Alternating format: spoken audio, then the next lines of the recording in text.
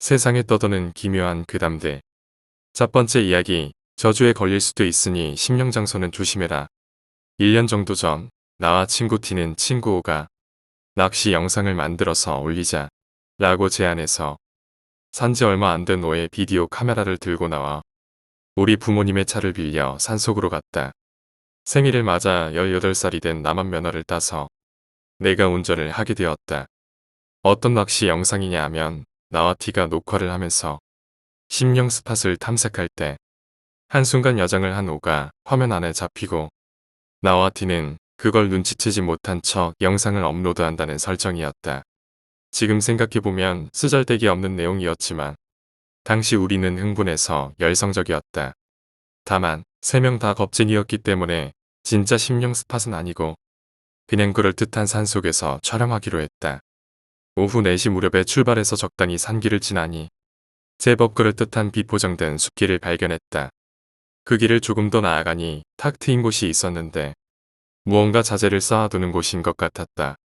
우리는 거기서 차를 세우고 일단 주위에서 연출에 쓸 적당한 곳은 없는지 오가 숨을 만한 곳은 없는가 이리저리 둘러보았다. 30분 정도 주위를 둘러보다가 나는 자재를 두는 곳 너머 숲속에 낡아빠진 오두막이 있는 걸 발견했다. T하고 O에게 말했다. 여기 괜찮지 않아? O가 처음에는 여기서 혼자서 대기하라니 기분 나빠 라며 얼굴을 찡그렸으나 나하고 T는 내가 먼저 찍자고 했잖아 라며 놀리기 시작했고 대기하라고 해도 10분 정도만 있으면 되니까 라고 O를 설득시켜 완전히 어두워질 때까지 차 안에서 대기하기로 했다. 차 안에서 게임을 하거나 이야기를 나누면서 2시간 정도 지나자 주위는 완전히 어둠으로 덮였다. 그리고 O가 T의 누나방에서 멋대로 가지고 왔던 옷으로 갈아입는 사이에 나하고 T는 적당히 심령 스팟 이야기라도 하면서 이곳저곳 촬영을 시작했다. 일단 10분 정도 이래저래 녹화를 한 뒤 O도 준비가 된 모양으로 슬슬 낚시 부분을 촬영하기로 했다. 나하고 T는 웃음을 참으면서 필사적으로 겁먹은 연기를 했고 O가 숨은 곳으로 다가갔다. 앞으로 10m 정도 다가갔을 때 O가 갑자기 위험해 라고 소리치면서 오두막 그늘에서 뛰쳐나왔다. 나하고 T는 처음에 멍하게 그걸 바라보았지만 O가 너무나도 필사적이어서 그를 따라 전속력으로 도망쳤다. 공터에 세워둔 차가 있는 곳까지 오니 O는 자기가 아직 여장을 했다는 것도 신경 쓰지 않고 소리쳤다. 빨리 차를 출발시켜. 여기는 위험해. 빨리 도망쳐. 그는 나를 운전석으로 밀어넣고 자기는 뒷좌석에 억지로 몸을 들이밀었다. 나와 T는 뭐가 뭔지 모르는 채로 일단 차를 출발시켜 왔던 길을 돌아갔다. 잠시 차를 몰고 조금만 더 가면 고장된 도로가 나올 즈음에 이변이 일어났다. 차 천장에 무언가가 쿵 하고 떨어지는 커다란 소리가 들렸던 것이다. 나는 부모님 차에 흠집이라도 났다간 장난이 아닌 상황이 벌어지기에 일단 차를 세우고 뭐가 일어났나 보려고 했으나 O가 소리쳤다. 멈추지 마. 확인 같은 건 나중에 해도 되니까 그냥 달려. 여긴 위험해. 그는 내가 밖으로 나가려는 걸 억지로 말려서 어쩔 수 없이 그냥 그대로 차를 몰았다. 그때 조수석에 있던 T가 내 팔을 잡아당기면서 조수석 쪽 창문을 가리켰다. T가 가리키는 걸 보고 나는 할 말을 잃었다. 숲속에서 수많은 사람들이 이쪽을 향해 걸어오고 있었다. 사람들은 20여 명 정도는 되어 보였다. 모두 고개를 숙인 채 천천히 걸어오는 것 같지만 보이는 것보다 빠른 속도로 차에 접근했다. 나는 온몸에 있는 털이 곤두서는 것 같은 감각이 느껴지며 식은땀이 줄줄 흐르기 시작했다. 그저 사람들이 걸어오는 것 뿐인데 나에게는 그게 엄청 무섭게 보였다. 나는 차를 바로 출발시켰다. 그 후로 우리는 모두 침묵했다. 잠시 달려가고 있으니 멀리서 보이는 드라이브인 건물 같은 불빛이 보였다. 나는 일단 저기에 들어가자고 말했고 2명은 말이 없었지만 그대로 주차장에 차를 세웠다. 거기서 O에게 사정을 들으려고 하니 그는 그제야 자기가 여장을 하고 있다는 걸 떠올렸는지 일단 옷을 갈아입게 해달라고 말했다. 그때 모두 긴장감이 풀렸는지 차 안의 분위기가 정상으로 돌아왔다. 3명 다 진정되었기에 근처 자판기에서 커피 같은 걸 뽑아 마시며 오에게 거기서 무슨 일이 일어났는지 물어보았다. 오가 말하길 그는 우리가 오기 전까지 오두막집 뒤에서 대기하고 있었다고 한다. 오두막집 반대쪽에서 사람 소리가 들려서 우리인 줄 알고 예정된 오두막집 창문 근처로 이동해서 우리가 오는 걸 기다렸다.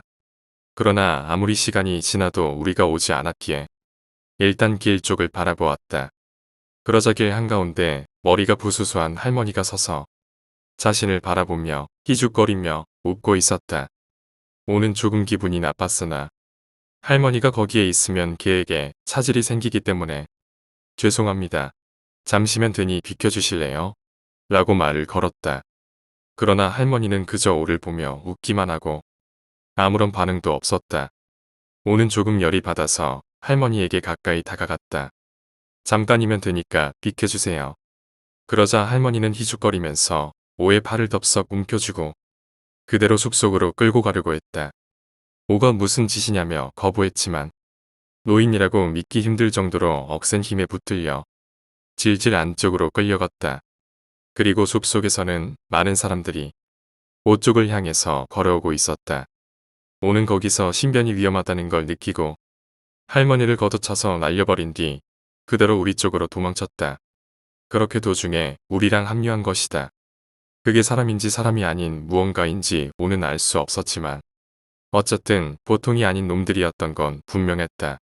왜냐하면 우리가 돌아오는 도중에 보았던 집단도 뭐라고 설명해야 할지 모르는 이상한 분위기를 풍기고 있었기 때문이다. 무언가 석연치 않았지만 영상 촬영도 사실상 실패고 시간도 시간이었기에 그날은 그대로 해산했다. 그로부터 여름 방학 중에 우리는 몇 번이나 같이 놀았으나 그날 일은 왠지 언급하지 않고 지나갔다. 그러던 어느 날 내가 친구와 늦게까지 노래방에서 놀고 오전 5시 무렵에 자동차를 타고 집으로 돌아갈 때 대로 반대쪽에서 오를 발견했다. 오는 양손에 쟁반을 들고 있는 것 같아서 자세히 보니 아무래도 쟁반 위에는 물 같은 게 들어간 유리컵이 올려져 있었다. 나는 저 녀석이 뭐 하는가 싶어서 오를 불렀지만 들리지 않는 건지 전혀 반응이 없다. 그대로 오는 교차로에서 꺾어서 어디론가 가버렸다. 그날 오후 2시 무렵 나는 오가 건 전화로 눈을 떴다. 오가 말하길 전화로 설명하기 어려우니까 자기 집으로 와달라고 했다. 오의 집에 가니 티도 와 있었다. 그리고 오는 나와 티에게 일단 이걸 봐달라며 그날 녹화한 영상을 보여주었다. 그 영상을 보고 티는 무슨 일이야? 이게 뭔데? 라고 말했다. 나도 입 밖으로 내지 않았지만 티하고 같은 심정이었다. 우리는 확실히 여기저기 녹화해서 돌아다녔고 도망친 기억도 있었다. 당연히 3명 다 똑같이 기억했다. 그러나 영상 안에서 우리는 왠지 계속 차 안에 있었고 비디오 카메라는 뒷좌석에 고정되어 있다. 왠지 우리는 20분 정도 말없이 차 안에서 앉아 있었던 것이다. 20분이 지났을 때 뒷좌석에 있던 오가 문을 열고 말없이 밖으로 나가더니 사라졌다. 그리고 그 뒤로 5분 정도 지난 뒤 나와 티도 문을 열고 밖으로 나가서 화면에는 아무도 없는 차 안이 10분 정도 찍혔다. 영상 속에서 우리는 한마디도 말하지 않았다. 들리는 건 문이 열리는 소리나 밖에서 희미하게 들리는 벌레 소리뿐이었다.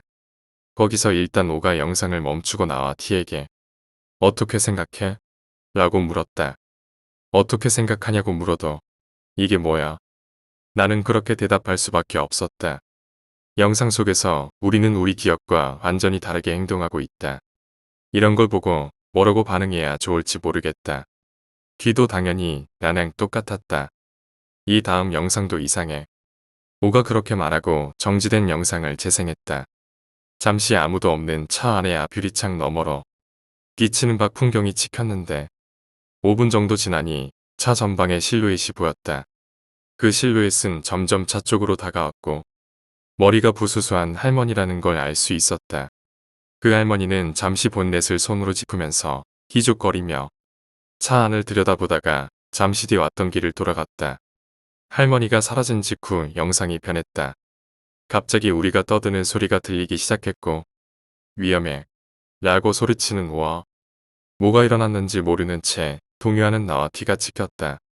그건 정말로 갑작스러워서 마치 차 근처에서 대기하다가 갑자기 당황하는 연기를 하는 것처럼 부자연스러웠다. 거기서 영상은 차를 출발시킬 때까지 밖에 안 찍혀 있었지만 틀림없이 우리 기억 속에 있는 부분이었다. 하지만 한 가지 부자연스러운 부분이 있었다. 오는 녹화 직전에 여장을 하고 원래 옷으로 갈아입은 것은 드라이브인 건물에 도착하고 나서였다. 그런데 왠지 영상 속에 오는 평상복을 입고 있었다. 대체 오는 어디서 옷을 갈아입었던 건가? 모든 게 죄다 부자연스러워서 이상했다. 우리 기억과 완전히 다른 영상에 세 명 다 완전히 혼란스러워했다. 영상을 전부 다 보고 오가 말을 꺼냈다. 그래서 오늘 있었던 일인데 어젯밤에 잔 다음에 오늘 깨닫고 보니 왠지 다리 부근에서 쟁반 위에 물이 담긴 컵을 들고 서 있었어. 나 그런 짓 한 기억은 전혀 없는데도 나는 오늘 아침에 있었던 일을 떠올리고 큐와 오에게 그 이야기를 했다. 오에게 말을 걸었지만 전혀 깨닫지 못했다고. 그 뒤로 오는 이렇게 말했다. 그래서 말이야.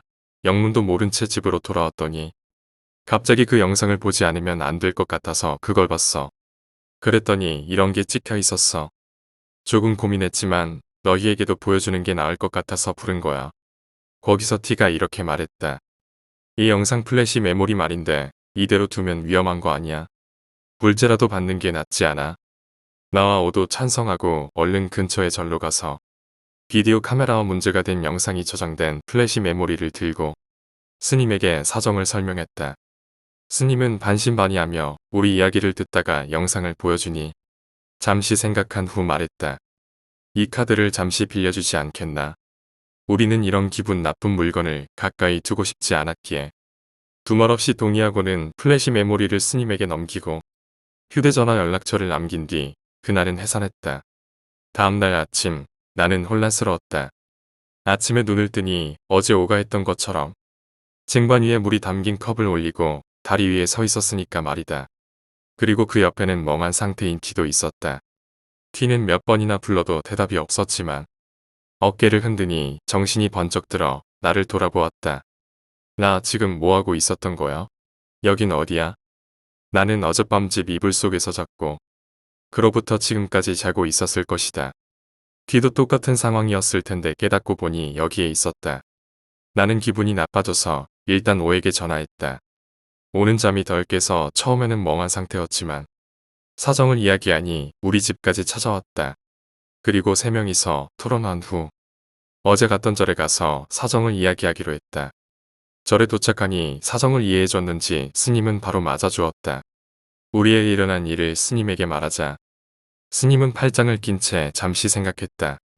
그리고 뭔가 생각난 듯 잠시 자리를 뜨더니 부적 주머니를 3개 들고 돌아왔다.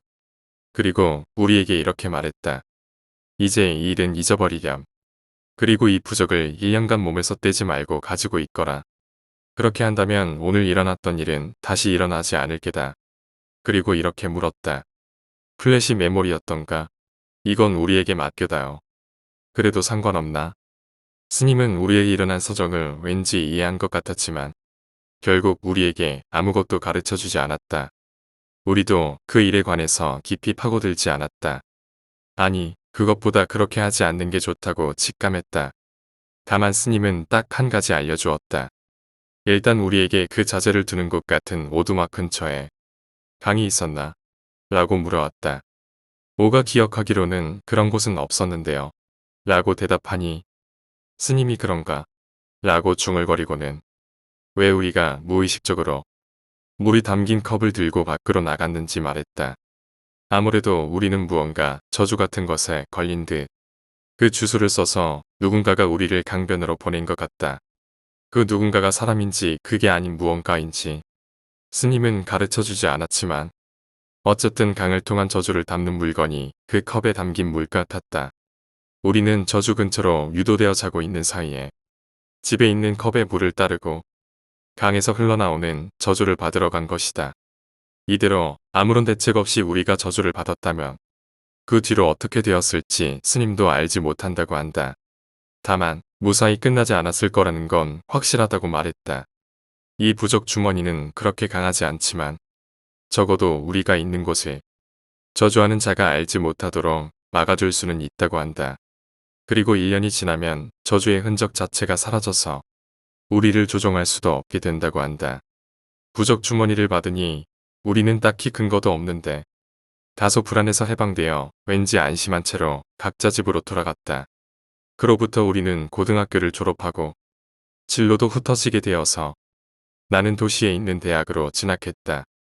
지금도 연락을 주고받고 있지만 그날 있었던 사건은 거의 입에 담지 않는다. 스님이 말한 대로 부적 주머니를 지금도 몸에서 떼지 않고 있었던 덕분인지 그날 이후 우리에게 기억 상실 같은 이상한 일은 일어나지 않는다.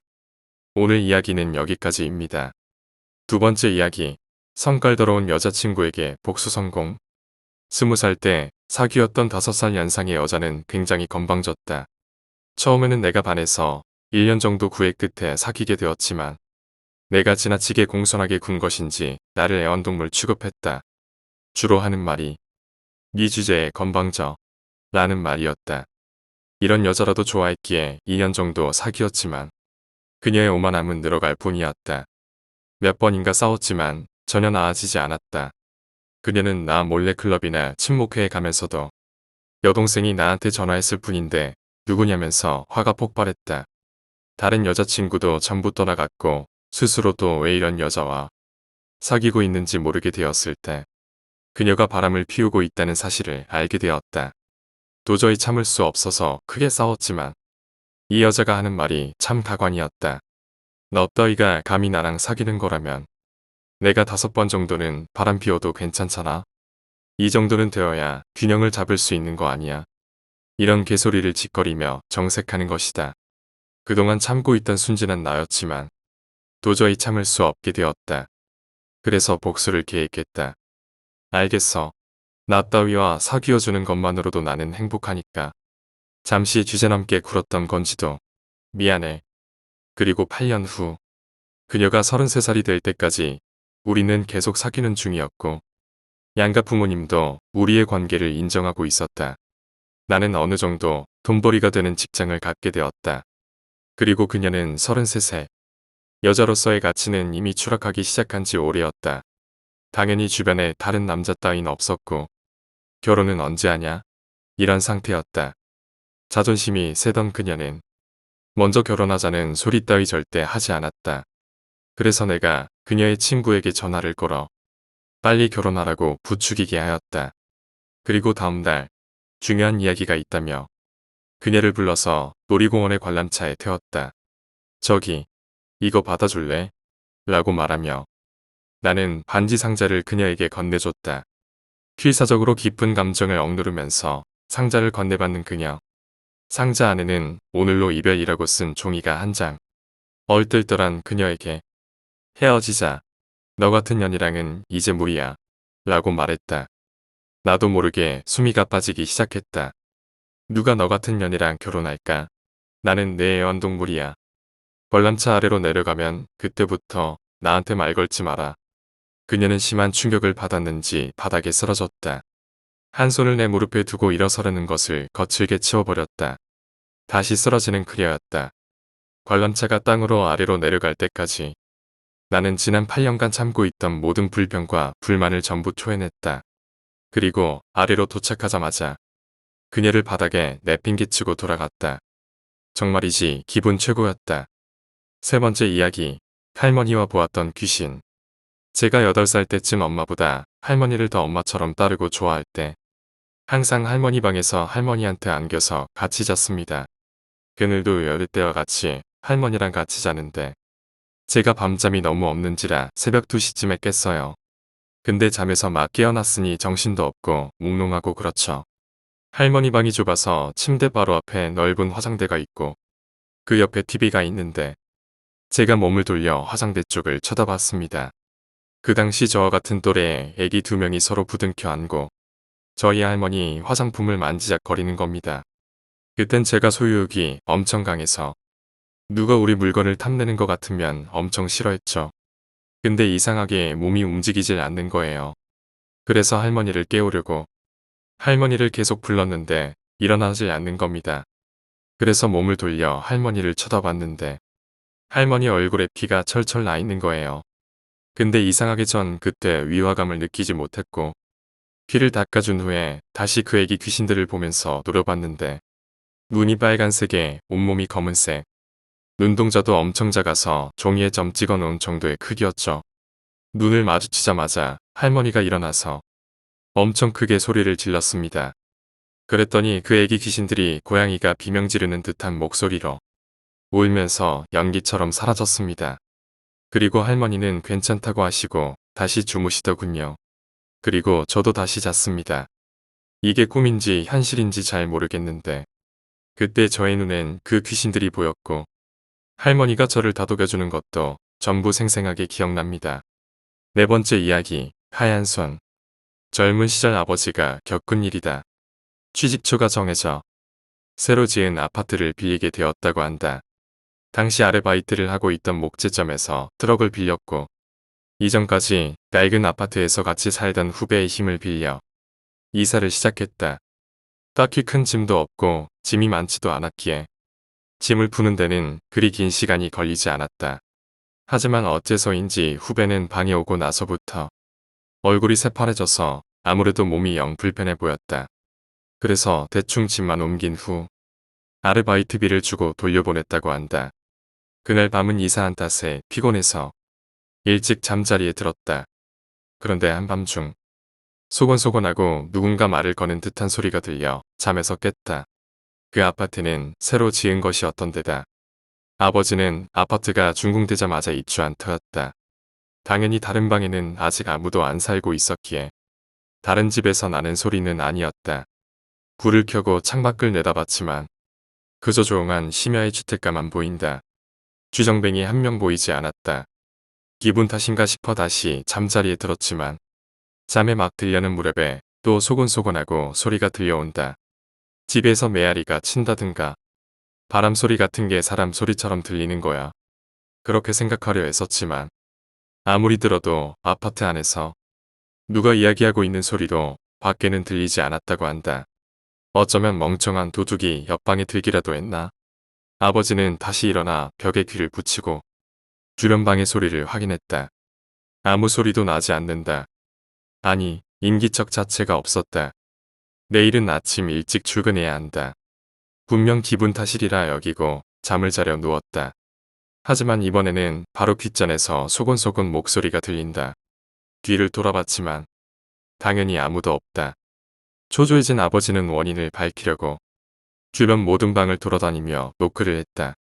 하지만 당연히 아직 아무도 입주한 집이 없었다.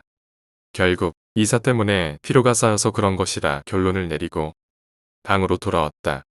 그런데 방 안에서 믿을 수 없는 광경이 눈에 들어왔다. 부엌 싱크대에서 흰손이 나와 있었다. 마치 그 안에서부터 기어나오려는 것처럼 말이다. 그만 소리를 질러버릴 뻔했지만 겨우 참는다. 가만히 보고 있자 그 손은 무엇인가를 찾는 것 마냥 부엌을 돌더니 잠시 후 쓱 하고 싱크대 안으로 사라졌다.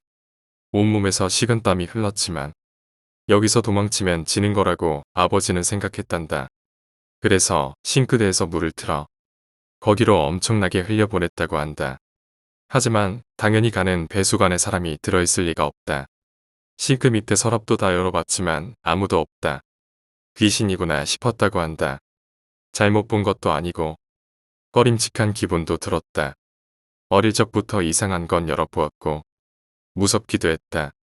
하지만 도망치면 그걸로 좋은 걸까? 보증금이랑 사례금은 그대로 날아가는 거겠지? 이 나이쯤 되면 어떻게든 버텨야 하는 현실이 있는 것 아닌가? 아버지는 그렇게 생각했다고 한다. 그리고 조용히 싱크대에 얼굴을 가져가서 두 번 다시 나오지 마라. 내가 죽으면 너만 쫓아다닐 거야. 라고 소리쳤다고 한다. 한밤중인데도 힘을 다해 목청이 터지도록 싱크대를 향해서 소리쳤다. 기분이 풀린 아버지는 그대로 잠을 청했다고 한다. 어차피 죽는 것도 아닐 텐데 귀신을 볼 때마다 죽는 거라면 지금까지 몇 번은 죽었을 터였다. 그 후 별일 없이 아침을 맞이한 아버지는 목재점에 트럭을 돌려주러 갔다. 그러자 후배가 어제처럼 새파랗게 질린 얼굴로 말을 걸어왔다. 왜 그러냐고 묻자 이런 대답이 돌아왔다. 그 방에 들어간 순간 왠지 기분 나쁘고 무서운 느낌이 들더라고요. 그래서 왜 그런가 싶어 방을 쓱 둘러보는데 부엌에서 흰손이 나와 있지 뭡니까. 아버지는 깜짝 놀랐다고 한다. 저도 가끔 이상한 걸 보지만 그렇게 기분 나쁜 건 처음이었어요. 모처럼 새 집을 구했는데 그런 걸 봤다고 하면 기분 나빠하실까봐 차마 말씀도 못 드리고 그래도 선배님 그 집에서는 나오시는 게 좋지 않을까요? 하지만 아버지의 위압이 먹혀든 것인지 그날 이후로는 아무 일도 없었다고 한다.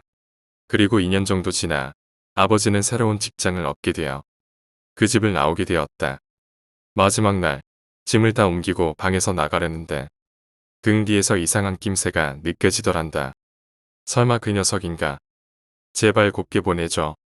그렇게 생각하며 마음을 굳게 먹고 뒤를 돌아봤다. 거기에는 그 흰 손이 싱크대에서 쑥 하고 나와서 손을 흔들고 있었다고 한다. 뭔가 기묘한 광경이었지만 아버지도 무심결에 웃으며 손을 흔들어 주었다고 한다. 5번째 이야기, 소름 끼치는 폐공장. 나는 어릴 때와 같이 친구들과 여름방학 때 무서운 곳에 놀러가는 일이 많았다. 더구나 90년대에 오픈했다가 폐업한 가게 등 폐가에 자주 놀러가곤 했다. 그래서 이번 여름방학 때도 친구들과 같이 꽤나 유명한 폐공장에 놀러가기로 했고 이번에 체험할 곳은 1971년에 준공하여 1980년의 살인사건으로 인하여 공장을 멈추게 된 곳이다. 왜 살인사건이 일어난 것인지는 모르겠지만 우리들은 어차피 그런 사건이 일어나도 옛날 일이라 아무 일도 일어나지 않을 것이라는 것을 알고 있기 때문에 버스가 목적지에 도착하자 우리들은 하차를 했다. 한여름이라 그런지 엄청 뜨겁다. 그런데 친구 녀석이 바람막이 점퍼를 입고 있다. 그러자 친구 한 녀석이 불만이 있는 듯 얘기했다. 너는 이 뜨거운 여름에 바람막이를 입고 있냐? 너 혹시 폐공장이라고 미리 입고 있는 거냐? 아무튼 우리들은 폐공장으로 길을 향했다. 빌어먹을 공장은 산소 깊이 있어가지고 도착하기도 전에 벌써 몇몇 애들은 지치고 말 것이다. 더구나 산속에 모기는 더없이 많이 날아다녀서 쉬고 싶어도 쉬지 못하는 실정이다. 그렇게 한참을 걸어가니까 이상한 문구를 발견한다. 경고. 이 길엔 폐쇄된 관계로 그만 돌아가 주셨으면 합니다. 어떤 사람이라도 이 정도 문구가 있다면 무시할 수 없겠지. 그런데 한 놈은 그것을 무시하고 무작정 들어간다. 왜 갑자기 자신감이 붙었는지는 모르겠지만 우리들도 그를 따라 걸어갔다. 30m쯤 남았을까? 드디어 폐공장은 모습을 드러내기 시작했다. 모습은 정말 꺼림직하고 들어가기가 싫다라는 생각부터 든다. 왜냐면 최근 뉴스에서도 폐공장에 살인자가 살고 있을 수 있으니 가급적 위험한 곳은 가지 말라고 했다. 그런데도 한 놈은 무작정 걸어가고 있지 않은가? 이 녀석은 겁이 없는 건지 머리가 없는 건지 모르겠다. 아무튼 우리는 이제 폐공장 정문 앞에 도착했다. 한 놈이 폐공장 창문에 이상한 게 보인다고 진지한 표정으로 얘기했다. 우리는 시작부터 장난치냐고 되받아쳤지만 그 녀석이 진지하게 말하는 걸 보니 그게 진짜라는 뜻이다. 하지만 이미 여기까지 왔는데 지금까지 걸어온 길을 보면 헛수고를 한 거나 다름없다. 그래서 우리들은 그 말이 진실이 아니기만을 기도하면서 정문을 열고 안으로 들어갔다. 안으로 들어가자 날카로운 기계들과 진짜 방금 전에 살인이 일어났던 것 같은 핏자국도 얼핏 보인다. 한참을 구경하던 중 어디선가 기계 소리가 들리기 시작한다. 나만 들었나 싶어 주위를 살피던 도중 애들의 모습이 한층 진지해지고 얼음장처럼 굳어 있었다. 그 기계음은 마치 날카롭고 빠르게 돌아가는 기계 소리. 더구나 그게 살에 닿으면 곧바로 상체와 하체가 분리될 것 같은 그런 느낌의 기계음이 들려온다. 그 기계 소리는 점점 우리에게로 가까워지는 것 같았고 점차 소리는 커져간다. 우리들 말고 한 사람이 더 있었다니 놀랍군. 더군다나 저 기계음은 전기톱이 돌아가는 소리였다. 결국 다 같이 들키지 않게 꼭꼭 숨어서 지켜보기로 했다. 하지만 겁이 많은 애는 그 자리에 굳은 채로 가만히 서 있는다. 이제 겨우 전기톱과의 거리는 20m. 내 친구 한 명이 처참하게 죽어가는 시간은 이제 20초 정도. 잠시 후 전기톱이 더 날세게 돌아가며 그 자리에 굳어있던 내 친구는 반으로 갈라진다. 피는 가운데로 솟아내리고 있고 그 전기톱을 든 사람은 다름 아닌 연쇄살인 사건의 용의자였다. 그렇다.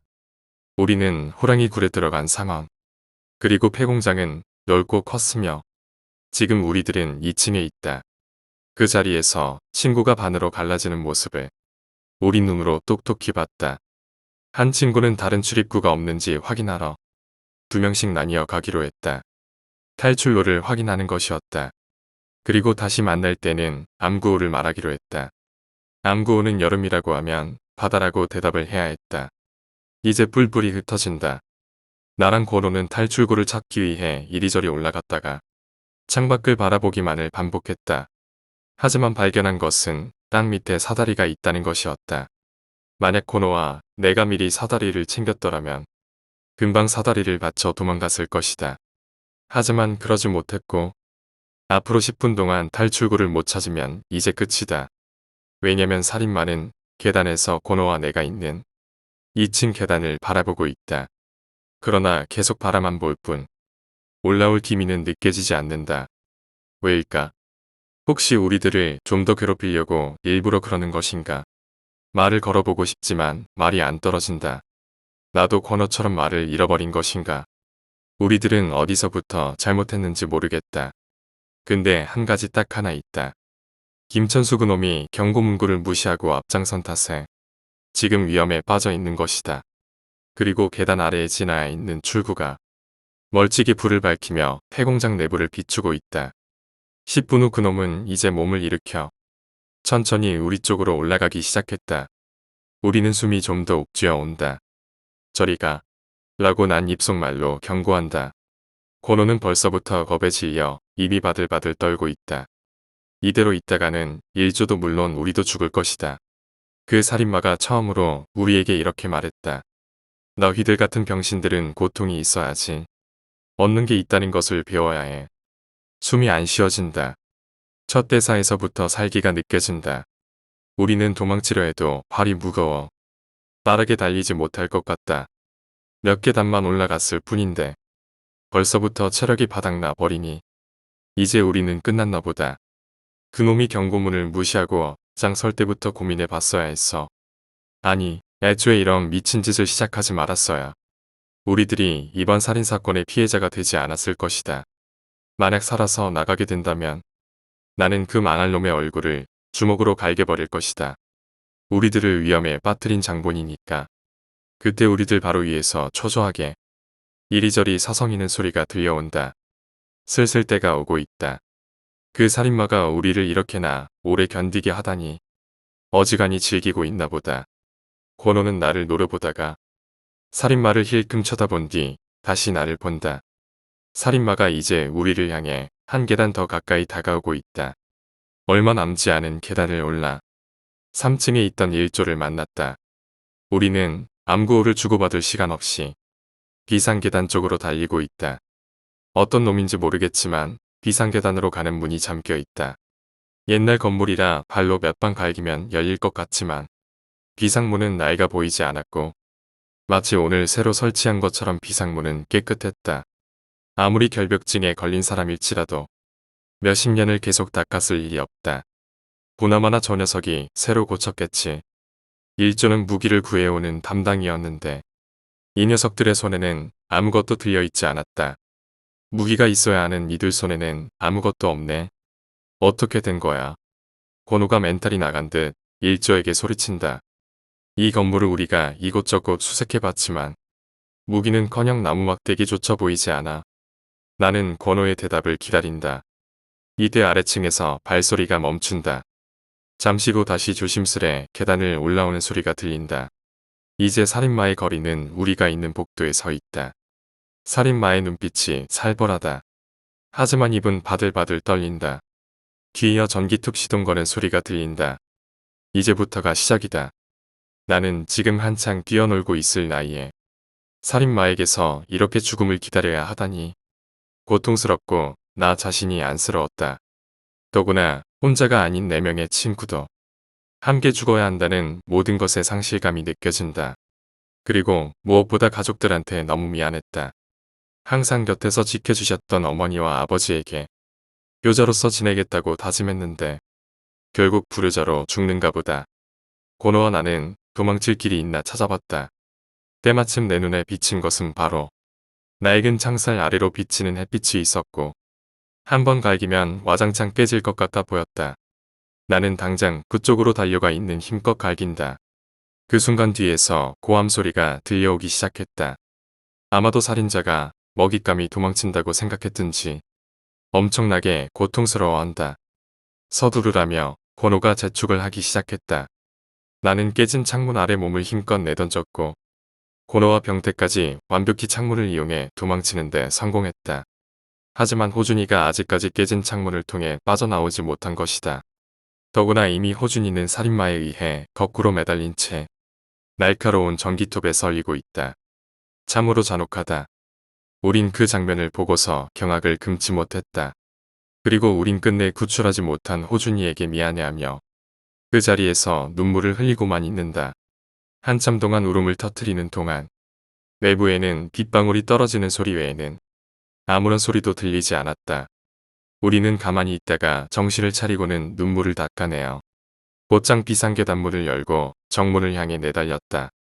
어찌 도망치는 것에 대해서는 성공했지만 기분이 썩 좋지만은 않았다. 고노는 어쩔 수 없었다며 서로를 위로했지만 병태와 나는 어떤 말에도 귀담아 듣질 않았다. 당연히 호준이가 눈앞에서 당하는 모습을 봤는데 어찌 위로만으로 해결이 되냔 말이다. 아무튼 나는 지금 가지고 있는 것을 최대한 활용하려 한다.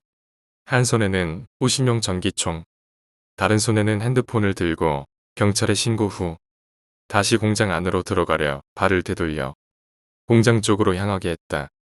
그때 병태와 고노는 내가 다시 공장 쪽으로 가는 것을 알아챘고 사실 그들이 나를 말릴 줄 알았지만 나를 막아세우려는 어떠한 반항도 하지 않았다. 도리어 함께 돌아간다면 같은 일에 당할지도 모르니 그들은 결국 가던 길을 가버렸다. 내가 믿었던 친구들은 대체로 이렇다. 의리라는 것에 익숙하지 않아서 일지도 모른다. 아무튼 나는 굳은 마음으로 공장 건물 내부로 다시 침입한다. 눈앞에는 처음에 죽은 친구 호영이가 있다. 호영이는 내 눈앞에 몸 따로 얼굴 따로 뛰어놀고 있었다. 애써 눈을 감지만 호영이 저 녀석은 혼자 멀뚱멀뚱 서 있을 때부터 예상했다. 이렇게 될 줄 알았다. 이제 1층 계단을 올라 2층을 향해 간다. 때마침 뒤에서 인기척이 느껴진다. 나는 전기총을 들어 1층을 향해 조준 자세를 취한다. 군대에서 배운 자세를 취하며 2층 계단을 오른다. 나는 친구들의 복수를 꼭 할 것이다.